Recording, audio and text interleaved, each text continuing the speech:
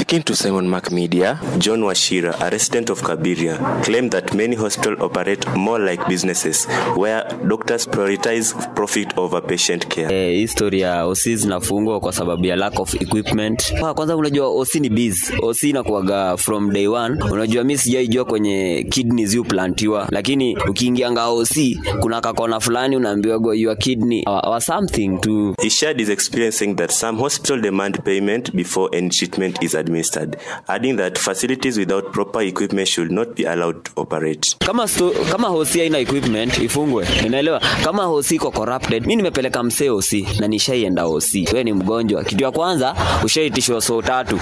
Ushatoa hiyo so tatu kwenda mbele ushaitishwa punch. Na hujaanza kutritiwa. Sasa ukifika kwa ule msee mwenye anafaa kukuexamine anakutuma kwa OC fulani. Wachira further noted that many low-income patients suffer or even die in such hospital because medical staff tend to give preferential treatment to wealthier individuals. Ni wase wangapi huko kufia OC kwa sababu hawana hiyo dhao mbili ya kujiregister. Mtu akikuja ni tajiri na akona benzi yake, anaingia haraka first class. Utajua Kenyatta siku hiyo kuna kuaga kumbe hata na oxygen can anapewa haraka. Lakini wewe mwenye unahitaji, wewe umekuanga ukikuja daily unataka oxygen, uko na shida oxygen depth nini hautaipata. Ni kitu imenihapenia, ni kitu najua imehapenia bro wangu.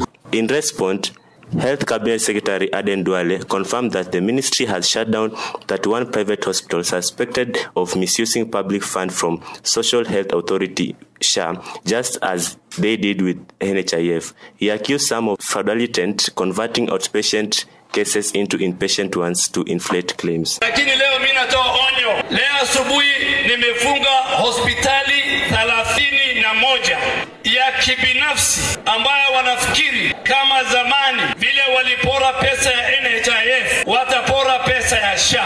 Wanafanya double claims. They have turned outpatient into inpatient. He went on to warn both health workers and citizens who engage in or enable such frauds. If you are a medical worker, health worker, and you allow your pre-authorization code itumiwe kuibia pesa SHA, kama wewe ni Mkenya na utumiwe na health facility ili wapore pesa ya SHA, kesho Monday I am sending a number of files of health facilities to the DCI. This crackdown is part of the government's wider effort to clean up the health care system and ensures accountability in the management of public health funds. Reporting for Simon Mac Media, I'm Simon Mac.